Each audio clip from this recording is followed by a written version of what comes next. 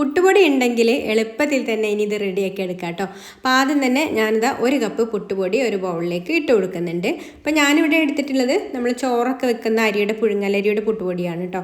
അപ്പോൾ ചോറ് വെക്കുന്ന അരി ആയതുകൊണ്ടാണ് ഈ ഒരു കളറ്. ഇത് ഞാൻ വീട്ടിൽ തന്നെ കഴുകിയതിന് ശേഷം മില്ലിൽ കൊണ്ടുപോയി പൊടിപ്പിച്ച് അവിടെ തന്നെ വറുത്ത് തരുന്ന ആ ഒരു പുട്ടുപൊടിയാണ്. സാധാരണ പാക്കറ്റിലുള്ള പുട്ടുപൊടി എടുത്താലും മതി. അപ്പോൾ അത് 1 കപ്പിലേക്ക് പാകത്തിനുള്ള ഉപ്പ് ചേർത്ത് കൊടുത്തിട്ട് ആദ്യം ഒന്ന് നന്നായിട്ട് മിക്സ് ചെയ്ത് കൊടുക്കുന്നുണ്ട്.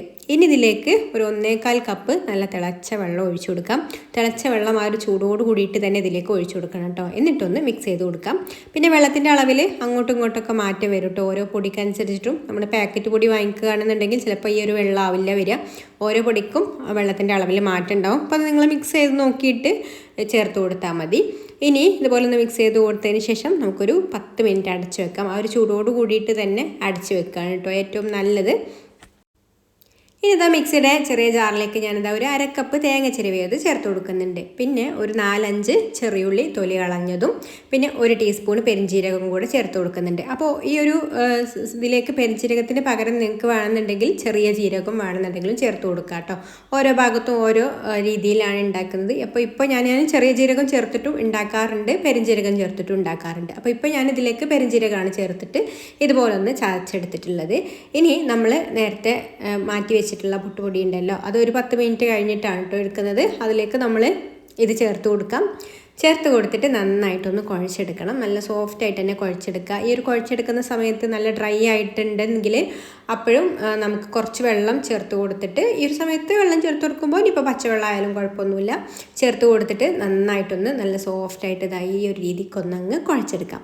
ഇനി ഇതിൽ നിന്ന് ചെറിയ ഓരോ പോർഷൻ എടുത്തിട്ട് ഇതുപോലെ കയ്യിൽ വെച്ചിട്ട് തന്നെ നന്നായിട്ടൊന്ന് ഉരുട്ടി എടുത്തിട്ട് ഞാനിത് ഇതുപോലെ ഒരു പ്ലാസ്റ്റിക്കിൻ്റെ കവർ എടുത്തിട്ടുണ്ട്. അതിൽ കുറച്ച് വെളിച്ചെണ്ണ ഒന്ന് പുരട്ടി കൊടുക്കാം. എന്നിട്ട് ഈ ഒരു ഉരുള വെച്ച് കൊടുക്കുക. മറ്റേ ഭാഗം പ്ലാസ്റ്റിക് കവർ വെച്ചിട്ട് ഇതുപോലെ അതിൻ്റെ മുകളിലേക്ക് വെച്ച് കൊടുത്തിട്ട് ഒരു പ്ലേറ്റ് എന്തെങ്കിലും വെച്ചിട്ട് ഒന്നങ്ങ് പ്രസ് ചെയ്ത് കൊടുക്കാം. നന്നായിട്ട് നൈസായിട്ട് പരത്തണ്ട, ചെറിയൊരു തിക്നെസ്സോട് കൂടിയിട്ട് വേണം കേട്ടോ പരത്തിയെടുക്കാൻ. അപ്പോൾ ഇതുപോലെ അങ്ങ് പരത്തിയെടുക്കുക. അപ്പോൾ സൈഡൊക്കെ ചെറുതായിട്ടൊരു വിള്ളലൊക്കെ ഉണ്ടെങ്കിൽ അത് ഒന്ന് കൈ വെച്ചിട്ട് ഒന്നങ്ങ് വിരൽ വെച്ചിട്ട് ഒന്നങ്ങ് റെഡിയാക്കി കൊടുത്താൽ മതി. ഒന്നങ്ങ് ഷേപ്പ് ചെയ്ത് കൊടുക്കുക. എന്നിട്ട് നല്ല ചൂടായിട്ടുള്ള ഓയിലിലേക്ക് ഇട്ട് കൊടുക്കുക. ഇട്ട് കൊടുക്കുന്ന സമയത്ത് എണ്ണ നല്ല ചൂട് വേണം കേട്ടോ. എന്നിട്ട് കുറച്ച് സമയം ഒന്ന് വെയിറ്റ് ചെയ്യുമ്പോൾ ഇതുപോലെ നന്നായിട്ട് വീർത്ത് വരും. ഇങ്ങനെ വന്നതിന് ശേഷം പിന്നെ തിരിച്ചിട്ട് കൊടുക്കുക.